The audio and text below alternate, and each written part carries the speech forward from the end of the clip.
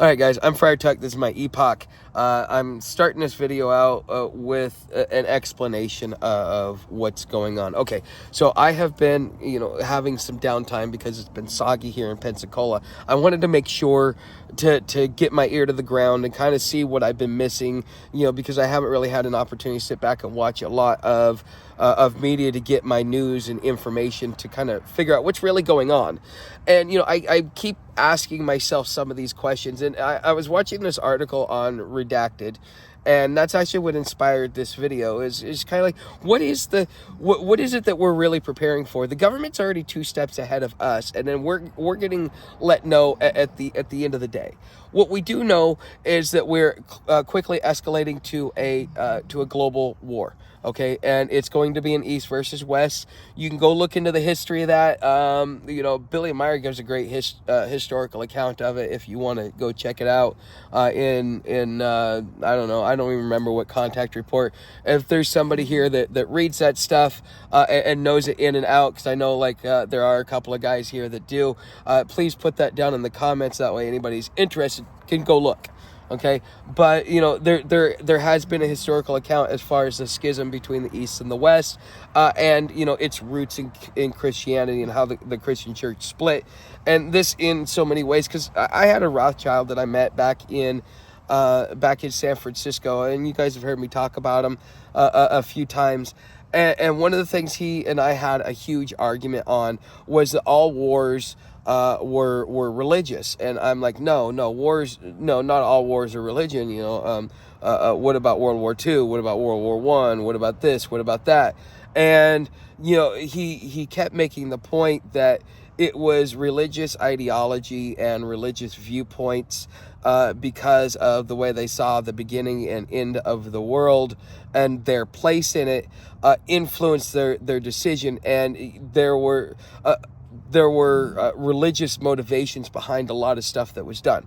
And so I learned to concede it. And just as of recently, when I read about the schism between the East and the West, it finally made sense of okay, I see why there is, why all wars have a religious undertone, whether it be, Christianity or Islam or anything like that. All religions are influencing these wars for various reasons, or you have people that are wrapping themselves in the religion to use it like that.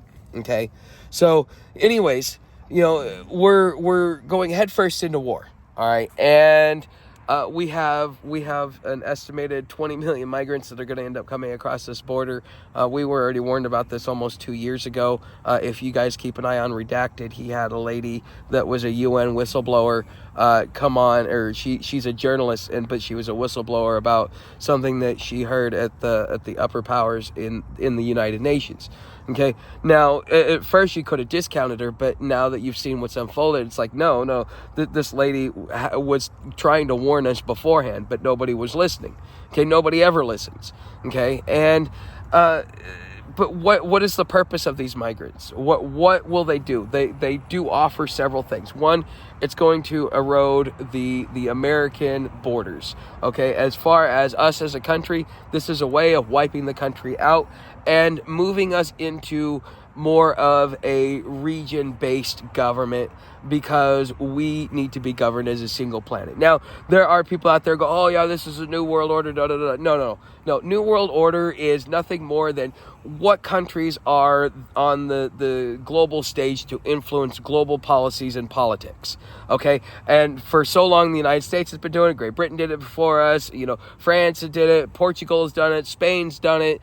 Russia's done it. China's done it. I mean, there's been a lot of countries, especially those that have a long and rich history, have been at the head of the new world order. And so a lot of conspiracy theorists will kind of hang on that word, and they're perverting it and they're twisting it and using it as a way for fear mongering. But in reality, what it really means, it's just that there is a new global order coming, and the way that business is influenced and the way that Russia and the BRICS are doing it, that's going to be our new way of doing business. They want to go to precious metals. If you're a prepper, you should be hailing this and going, this is a good idea because it will take us back to sound money. But instead you want to sit there and fight against it because of idealism.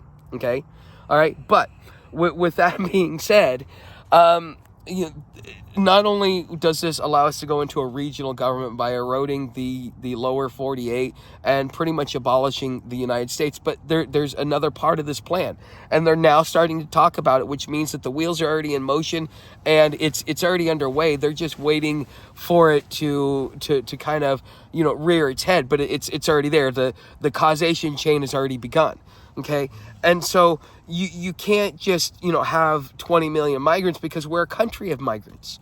Okay. So it's all we're doing is just taking in more than what we normally do and assimilating them to society. But then the thing is there's so many of them that they don't assimilate because they can bring their country with them.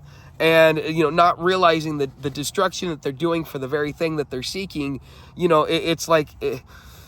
It's, what is it, like cut your face to or split your nose to spite your face or something like that.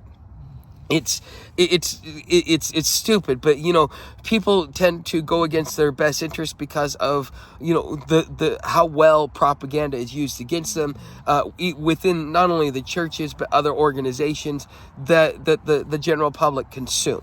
Okay, but also in the event that we do get into a kinetic war and it comes to our borders, we are hoping that because we gave them, you know, a place to stay, we have got a fresh military, and if you arm them to fight off, you know, because they're not going to be trying to protect America. No, what they're going to be trying to do is protect their home and their opportunities, and so therefore their loyalties will change to, because, you know, they get all this stuff. So we're basically recruiting or processing future mercenaries through our government benefit system.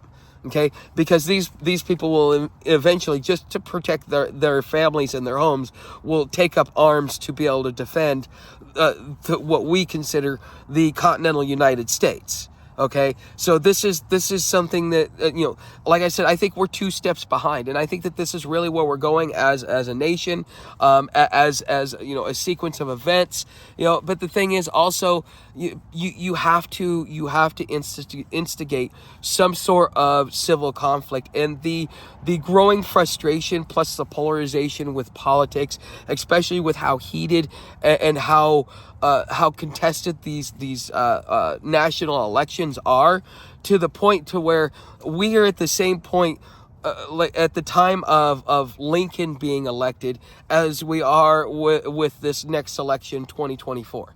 Okay, this next election is most likely going to set off one side or another. But what side is that going to be? We don't know. No, they're talking about, oh, well, maybe Michelle Obama comes in or other stuff. Quite frankly, I've been trying to tell people about this, and now that I have enough people here listening, this is something that, go check it out yourself. But the presidential filings, if you go look, it's the president on top and then vice president. Kamala Harris is number 1, Joe Biden is number 2, but they name the title of their document Biden for president. It's just a title. Okay, so, you know, quit saying that, oh, they're going to put Michelle Obama in there. No, they've already put Kamala in there because she's a willful idiot willing to do whatever it takes. That woman would sell her mother down the river, go steal her mother back and resell her again. That's how crooked that woman is, a snake in the grass, and there's, you know, trying to get her out is going to be hell. And so we could have possibly 12 years because, you know, once you've elected a president, okay, and during a time of war, that president doesn't go away. Well, now all of a sudden we're starting a war, and Kamala Harris gets to stand through 8, even though the title of her first document was Biden for president. The next document will be Kamala or Harris for president. Okay, and she will get 2 terms, and so now we get 12 years of losing control of our government. Okay. And there are going to be those that are going to be frustrated that want to take it back. And, you know, they're going to fight. And these migrants, because, you know, they want their benefits and they can be conscripted, will go in there and fight on the side of the federal government. So now, not only are they recruiting people that are willing to kill and willing to unalive Americans, and willing to do it for pay to be able to keep, you know, because it's a job. And if there's no jobs and they say, okay, you're going in the military, we're going to pay you this much, you're going to go fight an American, they'll do it because they don't really have loyalty to the country. They have loyalty to their family. They don't, you guys can figure the rest of that out, okay? But this is what I really think that these migrants are here for. I think that this is what their overall purpose is going to be, is that they are going to be used as the soldiers against us, because they have no loyalty, they have no family. Their family is protected. They're from another country, so what do they care?